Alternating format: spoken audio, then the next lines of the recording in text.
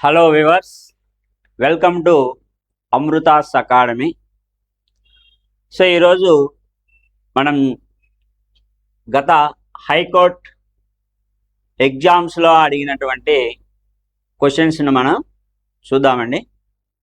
అయితే మేము చేసేటటువంటి వీడియో యొక్క పైన థంబ్నెయిల్స్ చూసి మీరు ఓన్లీ ఏపీ హైకోర్టుకు సంబంధించినటువంటి క్వశ్చన్లు మాత్రమే అని మీరు అనుకోవద్దు.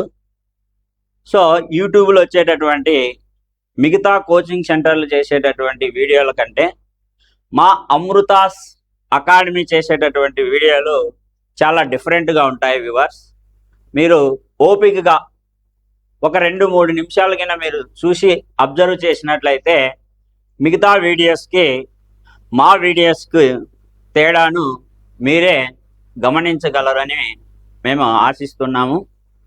సో ఎందుకంటే మిగతా కోచింగ్ సెంటర్ వాళ్ళు ఈ ఏపీ హైకోర్టుకు సంబంధించినటువంటి క్వశ్చన్స్ ఆన్సర్ను డైరెక్ట్గా చెప్పడం జరుగుతుంది. కానీ మా అమృతాస్ అకాడమీలో ఉన్నటువంటి ఫ్యాకల్టీస్ ఎవరైతే ఉన్నారో వాళ్ళు మొత్తం క్వశ్చన్కి సంబంధించినటువంటి 4 ఆప్షన్లు చెప్పిన తర్వాత ఆ 4 ఆప్షన్లకు సంబంధించినటువంటి సమాచారాన్ని చెప్పిన తర్వాత ఆ క్వశ్చన్కి ఏది ఆన్సరు, ఏది సూటబుల్ ఆన్సర్ అనేది మేము తర్వాత చెప్పగలుగుతున్నాము. సో మీరు ఈ ఒక్క డిఫరెన్స్ను గమనించగలుగుతారు అని మేము భావిస్తున్నాం. సో అయితే ఈరోజు మనము గత హైకోర్టు అడిగినటువంటి ఎగ్జామ్లో ఈ క్వశ్చన్ ఇవ్వడం జరిగింది. సో ఈ క్వశ్చన్ యొక్క సమాచారం ఏందో ఒకసారి చూద్దాం. So which district of Andhra Pradesh has the longest coastal line? అనగా ఆంధ్రప్రదేశ్లో అత్యంత పొడవైన తీర ప్రాంతం ఉన్న జిల్లా ఏది? ఆంధ్రప్రదేశ్లో అత్యంత పొడవైన తీర ప్రాంతం ఉన్న జిల్లా ఏది అనేటువంటి question AP high court so record అసిస్టెంట్లో ఈ క్వశ్చన్ ఇవ్వడం జరిగింది. ఏ సంవత్సరంలో అంటే 2022వ సంవత్సరంలో ఈ క్వశ్చన్ ఇవ్వడం జరిగింది. ఈ క్వశ్చన్కి 4 ఆప్షన్లు ఇచ్చినారు. సో నెల్లూరు, తూర్పుగోదావరి, శ్రీకాకుళం, ప్రకాశం. అయితే ఈ క్వశ్చన్కి ఆన్సర్ మనం తెలుసుకునే ముందుగా ఆంధ్రప్రదేశ్ రాష్ట్రంలో ఎంత పొడవైన తీరరేఖ ఉంది, సో ఈ ఆంధ్రప్రదేశ్ రాష్ట్రంలో ఎన్ని జిల్లాలకు తీర ప్రాంతం ఉంది అనేది ఒకసారి మనం కూలంకుషంగా ఈ క్వశ్చన్ను పరిశీలిద్దాం. అయితే ఆంధ్రప్రదేశ్ రాష్ట్రాన్ని మనం పరిశీలించినట్లయితే 2024 నూతన సమాచారం ఆధారముగా 2024 నూతన సమాచారం ఆధారంగా ఆంధ్రప్రదేశ్ రాష్ట్రానికి మొత్తం ఎంత పొడవైన తీరరేఖ ఉంది అంటే 1053.07 కిలోమీటర్ల పొడవైన కోస్టల్ లైన్ ఉంది. అయితే ఇది భారతదేశంలో ఈ తీరరేఖ ప్రాంతం అనేది ఆంధ్రప్రదేశ్ ఎన్నవ స్థానంలో ఉంది అంటే తీరరేఖ ప్రాంత పొడవు ఆధారంగా ఆంధ్రప్రదేశ్ రాష్ట్రం ప్రస్తుతం 3వ స్థానంలో ఉంది. తీరరేఖ పొడవు విషయములో 3వ స్థానంలో ఉంది. అయితే ఆంధ్రప్రదేశ్ రాష్ట్రాన్ని పరిశీలించినట్లయితే ఆంధ్రప్రదేశ్లో ప్రస్తుతం 28 జిల్లాలు ఉన్నాయి. కొత్తగా ఏర్పడినటువంటి పోలవరం మరియు మార్కాపురం జిల్లాలతో కలుపుకుంటే ప్రస్తుతం ఆంధ్రప్రదేశ్ రాష్ట్రంలో 28 జిల్లాలు కలవు. ఈ 28 జిల్లాలలో ఎన్ని జిల్లాలకి తీర ప్రాంతం ఉంది అంటే 12 జిల్లాలకి తీర ప్రాంతం అనేది కలిగి ఉంది. ఎన్ని జిల్లాలకి? 12 జిల్లాలకు తీర ప్రాంతం అనేది కలిగి ఉంది. ఏంటి ఆ 12 జిల్లాలు అంటే మనము శ్రీకాకుళం నుంచి మొదలుకొని తిరుపతి జిల్లా వరకు చూసినట్లయితే మొదటగా శ్రీకాకుళం జిల్లా. ఈ శ్రీకాకుళం జిల్లాకి కూడా తీర ప్రాంతం ఉంది. 12 జిల్లాలో శ్రీకాకుళం, విజయనగరం, శ్రీకాకుళం, విజయనగరం, విశాఖపట్నం, విశాఖపట్టణం, విశాఖపట్టణం, అనకాపల్లి, అనకాపల్లి. సో విశాఖపట్నం, అనకాపల్లి. సో అదేవిధంగా కాకినాడ, కాకినాడ, కాకినాడ. సో అదేవిధంగా అంబేద్కర్ కోనసీమ జిల్లా, అంబేద్కర్ కోనసీమ జిల్లా. నెక్స్ట్ వచ్చేసి సో అంబేద్కర్ కోనసీమ జిల్లా తర్వాత నెక్స్ట్ తీర ప్రాంతం కలిగినటువంటి జిల్లా ఏంది అంటే పశ్చిమ గోదావరి జిల్లా, పశ్చిమ గోదావరి జిల్లా, పశ్చిమ గోదావరి జిల్లా. నెక్స్ట్ వచ్చేసి కృష్ణా జిల్లా, కృష్ణా జిల్లా, దీన్ని ఎన్టీఆర్ కృష్ణా జిల్లా అంటారు. నెక్స్ట్ వచ్చేసి బాపట్ల జిల్లా, నెక్స్ట్ బాపట్ల జిల్లా. నెక్స్ట్ వచ్చేసి ప్రకాశం జిల్లా, నెక్స్ట్ వచ్చేసి ప్రకాశం జిల్లా. నెక్స్ట్ వచ్చేసి శ్రీ పొట్టి శ్రీరాములు, పొట్టి శ్రీరాములు నెల్లూరు జిల్లా, శ్రీ పొట్టి శ్రీరాములు నెల్లూరు జిల్లా, శ్రీ పొట్టి శ్రీరాములు నెల్లూరు జిల్లా. అదేవిధంగా సో తిరుపతి జిల్లా, తిరుపతి జిల్లా, దీనినే బాలాజీ జిల్లా అని కూడా పిలుస్తారు. సో మొత్తముగా 28 జిల్లాలు కలిగినటువంటి ఆంధ్రప్రదేశ్ రాష్ట్రంలో ఎన్ని జిల్లాలకు తీర ప్రాంతము ఉంది అంటే 12 జిల్లాలకు తీర ప్రాంతం అనేది ఉంది. ఈ 12 జిల్లాలు ఏవి అంటే శ్రీకాకుళం, విజయనగరం, విశాఖపట్నం, అనకాపల్లి, కాకినాడ, అంబేద్కర్ కోనసీమ జిల్లా, సో కృష్ణా జిల్లా, పశ్చిమ గోదావరి జిల్లా, కృష్ణా జిల్లా, సో అదేవిధంగా బాపట్ల జిల్లా, ప్రకాశం జిల్లా, శ్రీ పొట్టి శ్రీరాములు నెల్లూరు జిల్లా, సో తిరుపతి జిల్లా, దీనినే బాలాజీ జిల్లా అని పిలుస్తారు. సో ఇది ఆంధ్రప్రదేశ్ రాష్ట్రంలో ఉన్నటువంటి 28 జిల్లాలలో 12 జిల్లాలకు తీర ప్రాంతం అంటే తీర రేఖ సరిహద్దు అనేది ఉన్నటువంటి జిల్లాలు. దీన్ని coastal area, so district in Andhra Pradesh అని పిలుస్తారు. అయితే సో ఇక్కడ ఇంతకు ముందు చూడండి తీర రేఖ ఉండి, ఇంతకు ముందు తీర రేఖ ఉండి ఇప్పుడు తీర రేఖ లేనటువంటి జిల్లాలు 2 ఉన్నాయి. ఇంతకు ముందు తీరరేఖ కలిగి ఉండి విభజన తర్వాత, జిల్లాల విభజన తర్వాత తీర రేఖ కోల్పోయినటువంటి జిల్లాలు 2 ఉన్నాయి. ఏంటి ఆ 2 అంటే ఒకటి తూర్పు గోదావరి జిల్లా, ఒకటి వచ్చేసి తూర్పు గోదావరి జిల్లా, సో రెండవది వచ్చేసి గుంటూరు జిల్లా. ఈ 2 జిల్లాలు సో జిల్లాల విభజనకు ముందు తీర రేఖను లేదా తీర ప్రాంతాన్ని కలిగి ఉన్నటువంటి జిల్లాలు. అయితే జిల్లాల విభజన తర్వాత తీర ప్రాంతాన్ని కోల్పోయినటువంటి జిల్లాలు ఈ 2, ఒకటి వచ్చేసి తూర్పు గోదావరి, రెండవది గుంటూరు జిల్లా. అయితే ఈ 12 జిల్లాలలో ఏ జిల్లాకు ఎక్కువ పొడవైనటువంటి తీర ప్రాంతము కలిగి ఉంది అంటే శ్రీకాకుళం జిల్లాకి ఎక్కువ తీర ప్రాంతం అనేది కలిగిన జిల్లా అని ఆంధ్రప్రదేశ్లో పేర్కొంటారు.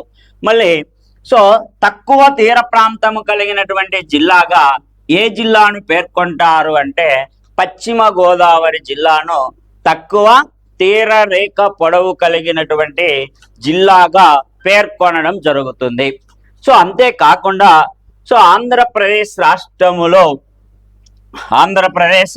రాష్ట్రములో తీర ప్రాంతము కలిగినటువంటి రాయలసీమ జిల్లాగా ఏ జిల్లాను పేర్కొంటారు అంటే తిరుపతి జిల్లాను పేర్కొంటారు. ఆంధ్రప్రదేశ్ రాష్ట్రములో సో రాయలసీమ ప్రాంతములో సో తీర ప్రాంతము కలిగినటువంటి జిల్లాగా ఏ జిల్లాను పేర్కొంటారు అంటే తిరుపతి జిల్లాను పేర్కొంటారు. ఓకేనా?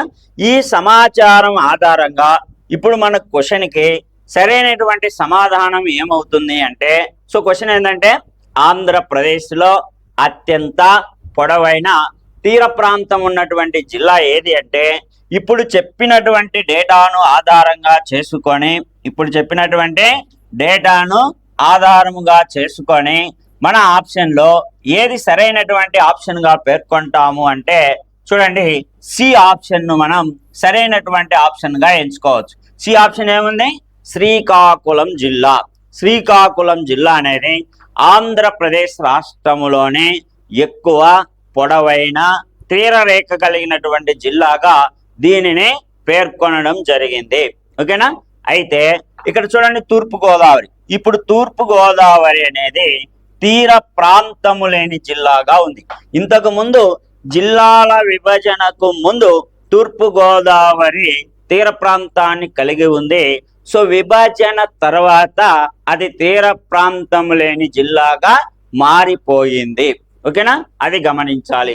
కాబట్టి ఇక్కడ మనకు సరైనటువంటి ఆప్షన్ గా ఈ క్వశ్చన్ కి ఏం ఎంచుకుంటామంటే సి ఆప్షన్ ను సరైనటువంటి జవాబుగా మనం ఎంచుకుంటున్నాము. రైటా? మళ్ళీ నెక్స్ట్ క్వశ్చన్ చూద్దాం. నెక్స్ట్ క్వశ్చన్ ఏంది అనేది ఒకసారి చూద్దాం. So the eastern Ghats and the western Ghats meet at which of the following hills? Meet at which of the following hills? So అంటే అనగా తూర్పు కనుమలు మరియు పశ్చిమ కనుమలు క్రింది ఏ కొండలలో కలుస్తాయి? ఏ కొండలలో కలుస్తాయి? ఈ క్వశ్చన్ ఏపీ హైకోర్టు అసిస్టెంట్ 2021వ సంవత్సరంలో ఈ క్వశ్చన్ అడగడం జరిగింది. అయితే ఈ క్వశ్చన్ కి ఆన్సర్ తెలుసుకునే ముందు ఈ 4 ఆప్షన్లకు సంబంధించిన సమాచారాన్ని మనం ఒకసారి పరిశీలిద్దాం. ఓకేనా? సో ఏంటి ఆ సమాచారం అంటే ఫస్ట్ చూడండి, ఫస్ట్ క్వశ్చన్ కి చూడండి, ఫస్ట్ ఆప్షన్ ఏముంది అంటే కార్డమం హిల్స్ అని, దాన్ని తెలుగులో యాలకల కొండలు అని పిలుస్తారు. ఏమని పిలుస్తారు అండి? యాలకల కొండలు. ఈ యాలకల కొండలు అనేటివి దీన్ని ఇంగ్లీష్ లో కార్డమం హిల్స్ అని పిలుస్తారు. ఈ యాలకల కొండలు అనేటివి ప్రస్తుతం ఏ రాష్ట్రంలో విస్తరించి ఉన్నాయి అంటే సో ఇవి కూడా పశ్చిమ కనుమల రూపాంతరాలు. ఇవి కేరళ రాష్ట్రములో విస్తరించి ఉన్నాయి. కేరళ రాష్ట్రంలో విస్తరించి ఉన్నాయి. సో వీటినే కార్డమం కొండలు లేదా ఇలై మలై అని కూడా పిలుస్తారు. ఏమని పిలుస్తారు? దీన్ని ఇలై మలై అని కూడా పిలుస్తారు. అంతేకాకుండా ఈ యాలకల కొండలు లేదా కార్డమం కొండలు లేదా ఇలై మలై అనేటువంటి ఈ కొండలు సో భారతదేశంలోనే అత్యంత దక్షిణ సరిహద్దుగా విస్తరించినటువంటి కొండల శ్రేణి అని ఏ కొండలను పిలుస్తారు అంటే యాలకల కొండను పిలుస్తారు. అత్యంత అత్యంత చివరలో ఉన్న అంటే ఏ చివరిలో అంటే దక్షిణ సరిహద్దు చివరిలో, దక్షిణ సరిహద్దు చివరిలో సో ఉన్నటువంటి కొండల శ్రేణినే సో ఏ కొండల శ్రేణిని అని పేర్కొంటాము? యాలకల కొండలు అని పిలుస్తాం. అత్యంత చివరిలో అంటే దక్షిణ సరిహద్దు, భారతదేశ దక్షిణ సరిహద్దులో అత్యంత చివరలో ఉన్న కొండల శ్రేణి అని ఏ కొండలను పిలుస్తారు అంటే యాలకల కొండలను పిలుస్తారు. యాలకల కొండలను పిలుస్తారు. రైటా? నెక్స్ట్ రెండవ ఆప్షన్ తీసుకుందాం. రెండవ ఆప్షన్ ఏంటి అంటే అన్నామలై కొండలు.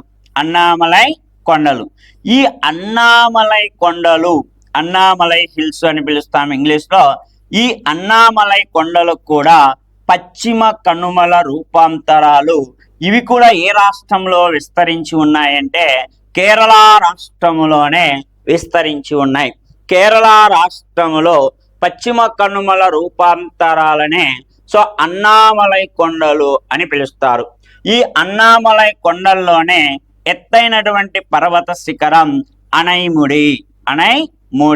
అనైముడి ఇది దక్షిణ భారతదేశములోనే ఎత్తైన పర్వత శిఖరము మరియు దీపకల్ప పీఠ భూమిలోనే ఎత్తైన పర్వత శిఖరము అని ఈ పర్వత శిఖరాన్ని పేర్కొనడం జరిగింది. ఇవి అన్నామలై కొండలు. నెక్స్ట్ ఆప్షన్ వచ్చేసి పళని కొండలు. ఈ పళని కొండలు అనేటివి చూడండి, ఇవి కూడా పశ్చిమ కనుమల రూపాంతరాలు. సో తమిళనాడు రాష్ట్రములో విస్తరించినటువంటి పశ్చిమ కనుమల రూపాంతరాలనే పళని కొండలు అని పిలుస్తారు. ఈ పళని కొండలలోనే సో ఫేమస్ అయినటువంటి హిల్ స్టేషన్ ఉంది, అదే కొడైకెనాల్ అనేటువంటి సో వేసవి విడది ఈ పళని కొండలలోనే తమిళనాడు రాష్ట్రంలో ఉంది. సో హిల్ స్టేషన్ అని పిలుస్తాం. ఈ హిల్ స్టేషన్ కొడైకెనాల్ అనేటువంటి హిల్ స్టేషన్ పళని కొండలలోనే తమిళనాడు రాష్ట్రంలో అది విస్తరించి ఉంది. నెక్స్ట్ మనకు నీలగిరి కొండలు చూసినట్లయితే నీలగిరి కొండలు, ఈ నీలగిరి కొండలు కూడా పశ్చిమ కనుమల రూపాంతరాలే ప్రధానముగా తమిళనాడు రాష్ట్రములో రూపాంతరము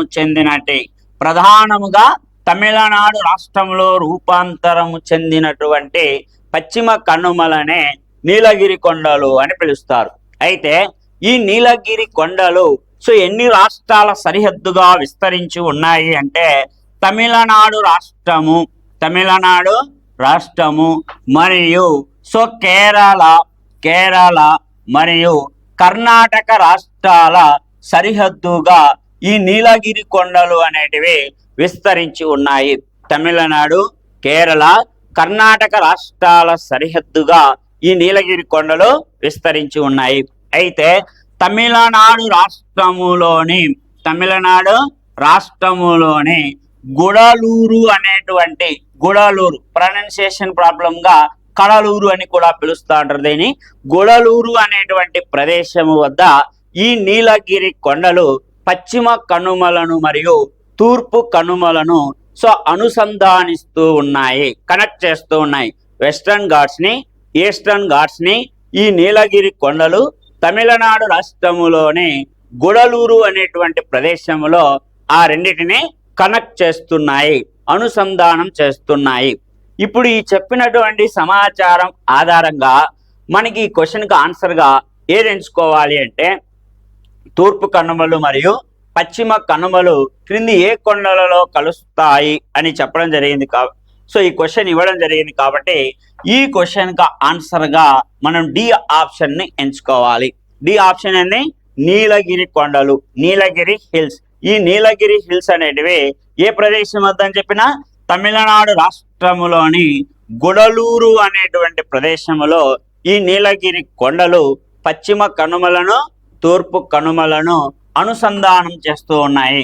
చూడండి, ఇవన్నీ మీరు పశ్చిమ కనుమలు అని అర్థం చేసుకున్నట్లయితే సో అదే విధంగా ఇవి వచ్చేసి తూర్పు కనుమలుగా అర్థం చేసుకున్నట్లయితే సో ఇక్కడ ఉన్నటువంటి ఈ కనుమలనే నీలగిరి కొండలు అని పిలుస్తారు. నీలగిరి కొండలు అని పిలుస్తారు.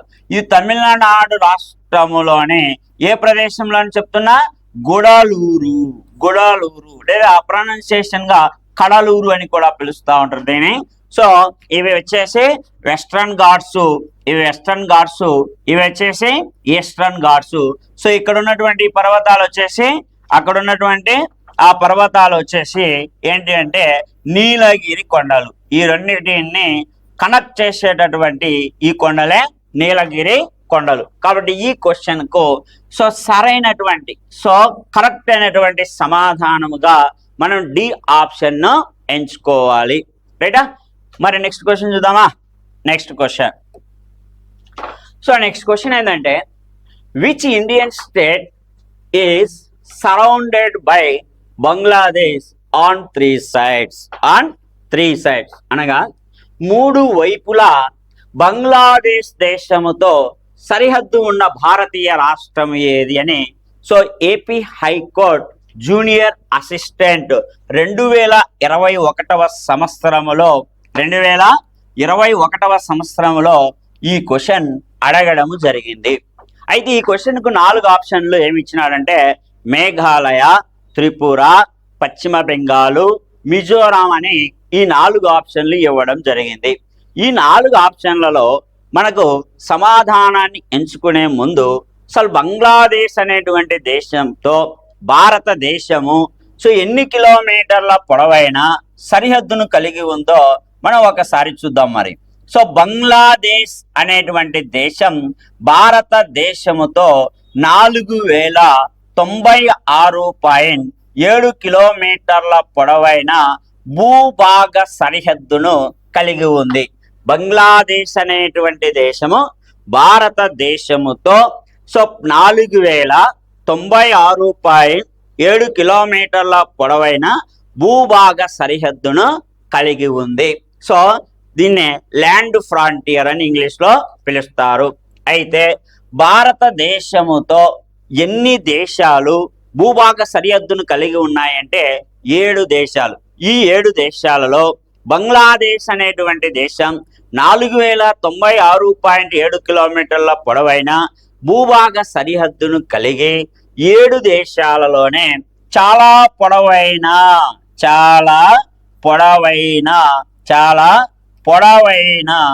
భూభాగ సరిహద్దు కలిగిన దేశము అని చాలా పొడవైన భూభాగ సరిహద్దు కలిగిన దేశము అని ఏ దేశాన్ని పేర్కొంటారు అంటే బంగ్లాదేశ్ను పేర్కొంటారు.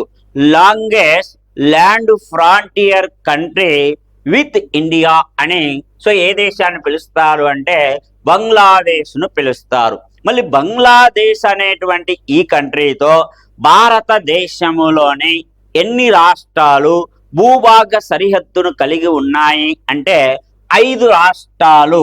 సో బంగ్లాదేశ్ అనేటువంటి దేశముతో 5 భారత రాష్ట్రాలు భూభాగ సరిహద్దును కలిగి ఉన్నాయి. ఏంటి 5 రాష్ట్రాలు అంటే ఒకటి వచ్చేసి పశ్చిమ బెంగాలు, ఒకటి వచ్చేసేసి ఏంటంటే పశ్చిమ బెంగాలు. సో రెండవది వచ్చేసి అస్సోము,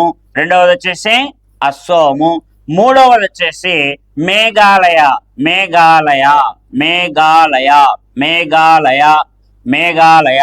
సో మూడవది వచ్చేసి ఏమని చెప్తున్నాను, మేఘాలయ.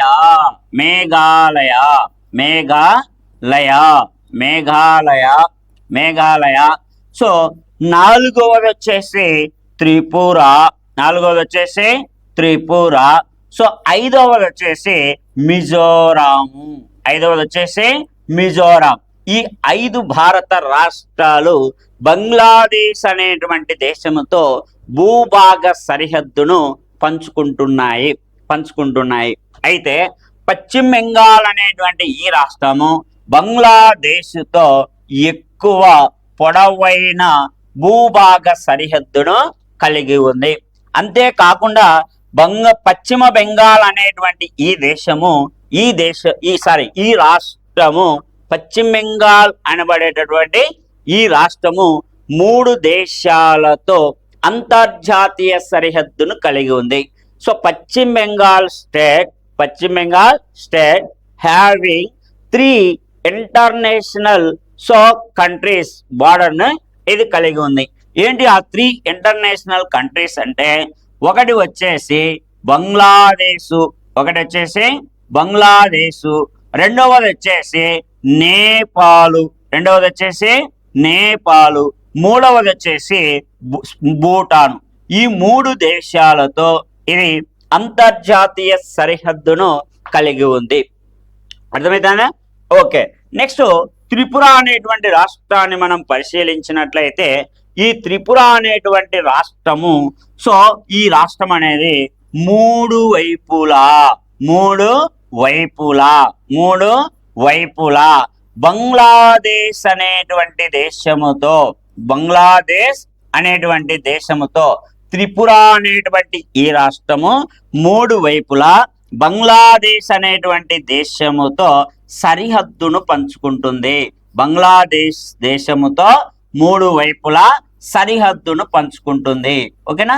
ఇప్పుడు చెప్పినటువంటి సమాచారం ఆధారంగా ఈ క్వశ్చన్ ఏంటి? ఆ క్వశ్చన్ 3 వైపులా బంగ్లాదేశ్ దేశముతో సరిహద్దు ఉన్న భారతీయ రాష్ట్రం ఏది అని అడగడం జరిగింది. మళ్ళీ ఈ క్వశ్చన్కి మనం సూటబుల్ ఆన్సర్ ఏది అని చెప్తున్నామంటే ఇక్కడ త్రిపుర చెప్పినాం కదండి. ఈ త్రిపుర అనేటువంటి రాష్ట్రం ఏమని చెప్పినాం, ఇక్కడ 3 వైపులా బంగ్లాదేశ్ అనేటువంటి దేశంతో సరిహద్దును కలిగిన రాష్ట్రము, సరిహద్దును కలిగినటువంటి భారతీయ రాష్ట్రం అని చెప్తున్నాం. మళ్ళీ ఇక్కడ క్వశ్చన్ కూడా అదే కదా అడిగింది. కాబట్టి ఇక్కడ మనం ఈ క్వశ్చన్ కు సరైనటువంటి ఆప్షన్ గా ఏ ఆప్షన్ ఎంచుకోవాలి అంటే త్రిపుర అనేటువంటి ఈ రాష్ట్రము బంగ్లాదేశ్ అనేటువంటి దేశముతో 3 వైపులా సరిహద్దును కలిగి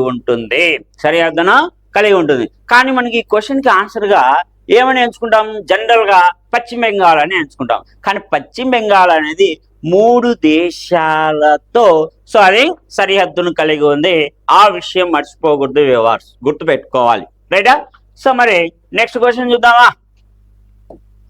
next question. So which state is known as the spice garden of India? అనగా భారతదేశము యొక్క స్పైస్ గార్డెన్ అంటే సుగంధ ద్రవ్యాల తోట అని ఏ రాష్ట్రాన్ని పిలుస్తారు? ఈ క్వశ్చన్ ఏపీ హైకోర్టు టైపిస్ట్ 2021వ సంవత్సరంలో ఇవ్వడం జరిగింది. ఈ క్వశ్చన్ కూడా అన్ని క్వశ్చన్ల మాదిరిగానే 4 ఆప్షన్లు ఇవ్వడం జరిగింది. అంటే 4 ఆప్షన్లు కర్ణాటక, కేరళ, ఆంధ్రప్రదేశ్, తమిళనాడు. మరి ఈ క్వశ్చన్కి ఆన్సర్ను మనం చూస్ చేసుకునే ముందు అసలు సుగంధ ద్రవ్యాల విషయంలో భారతదేశం ప్రపంచంలో ఎన్నవ స్థానంలో ఉంది, ఏంది అనేటువంటి సమాచారాన్ని ఒకసారి కూలంకుషంగా మనం పరిశీలిద్దాం.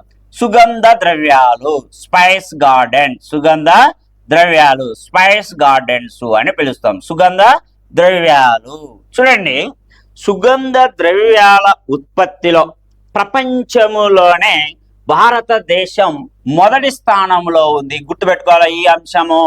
భారతదేశము ప్రపంచములోనే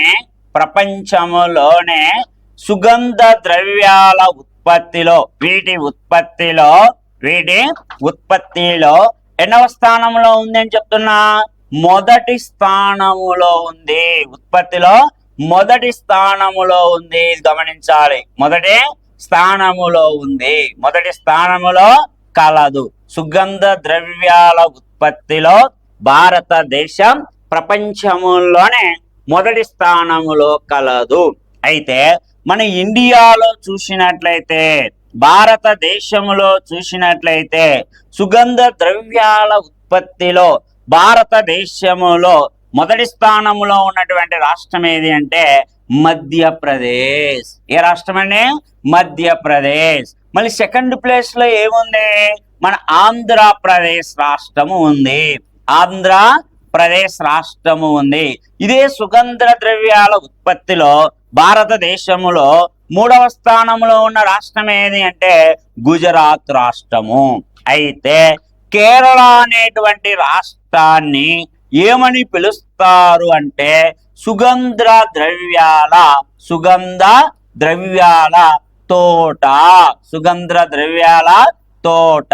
దీనినే స్పైస్ గార్డెన్ ఆఫ్ ఇండియా అని పిలుస్తారు. దీనినే స్పైస్ గార్డెన్ ఆఫ్ ఇండియా అని ఏ రాష్ట్రాన్ని పిలుస్తారు? కేరళ రాష్ట్రాన్ని పిలుస్తారు. ఈ అంశం బాగా గుర్తుపెట్టుకోవాలి.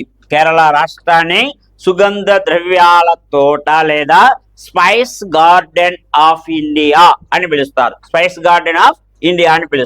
అయితే సుగంధ ద్రవ్యాలు అని వేటిని సుగంధ ద్రవ్యాలు అని పిలుస్తారు అనేది ఒకసారి మనం అబ్జర్వ్ చేద్దామా? మరి సుగంధ ద్రవ్యాలని వేటిని పిలుస్తారు?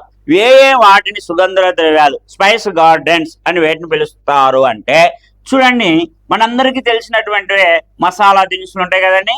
లవంగాలు, మిరియాలు. ఇంగ్లీష్ లో వీటిని ఏమని పిలుస్తారంటే పెప్పర్స్ అని పిలుస్తారు. వీటిని పెప్పర్స్, మిరియాలు. ఈ మిరియాలని ఏమని పిలుస్తారు అంటే సుగంధ ద్రవ్యాల రాజు అని వేటిని పిలుస్తారు? మిరియాలను పిలుస్తారు. దీన్నే కింగ్ ఆఫ్ స్పైసెస్ అని ఈ పెప్పర్స్ లేదా మిరియాలను పిలుస్తారు. అదే విధముగా యాలకలు కాదు, యాలకలు దీన్ని ఇంగ్లీష్ లో కార్డమం అని పిలుస్తారు. ఏమని పిలుస్తారు? దీన్ని కార్డమం అని పిలుస్తారు. అయితే ఈ యాలకలను కూడా ఏమని పిలుస్తారు అంటే సుగంధ ద్రవ్యాల రాణి. మళ్ళీ రాజు ఉన్నాక రాణి ఉండాలి కదా, కాబట్టి ఈ సుగంధ ద్రవ్యాల రాణి అని దేన్ని పిలుస్తారు అంటే యాలకలను పిలుస్తారు. ఇంగ్లీష్ లో అయితే దీన్ని queen of spices, queen of spices అని పిలుస్తారు. అంతేకాకుండా వీటితో పాటుగా పసుపు, పసుపు అదే విధముగా మిర్చి, మిర్చి అదే విధముగా అల్లం, అల్లం, వెల్లుల్లి, అల్లం, వెల్లుల్లి, ధనియాలు, ధనియాలు మొదలైనటువంటి వాటిని అన్నిటినీ ఏమని పిలుస్తారు అంటే సుగంధ ద్రవ్యాలు అని పిలుస్తారు. సుగంధ ద్రవ్యాలని వేటిని పిలుస్తారు అంటే లవంగాలు, మిరియాలు, యాలకలు, పసుపు, మిర్చి, అల్లం, వెల్లుల్లి, ధనియాలు, సో ఆలుగడ్డలు, ఉల్లిగడ్డలు, కుంకుమ పువ్వు వీటన్నిటిని కూడా మనం సుగంధ ద్రవ్యాలు అనే పిలుస్తాం.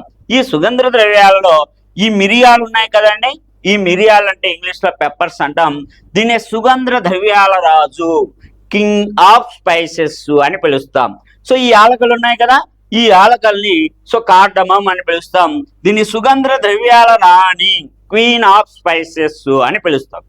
అయితే ఈ సమాచారం ఆధారంగా మన క్వశ్చన్ ఏమి ఇచ్చినాడు, భారతదేశం యొక్క స్పైస్ గార్డెన్, సుగంధ ద్రవ్యాల తోట అని ఏ రాష్ట్రాన్ని పిలుస్తారని క్వశ్చనింగ్ ఇవ్వడం జరిగింది. అయితే ఇప్పుడు చెప్పినటువంటి సమాచారం ఆధారముగా మనకి సో కేరళ రాష్ట్రాన్ని సుగంధ ద్రవ్యాల తోట, స్పైస్ గార్డెన్ ఆఫ్ ఇండియా అని కేరళ రాష్ట్రాన్ని పిలుస్తారు. కాబట్టి మనకు సరి అయినటువంటి జవాబుగా బి ఆప్షన్ ని ఎంచుకోవాలి, బి ఆప్షన్ ని ఎంచుకోవాలి. సో ఒకటి గుర్తుపెట్టుకోండి. రైట్.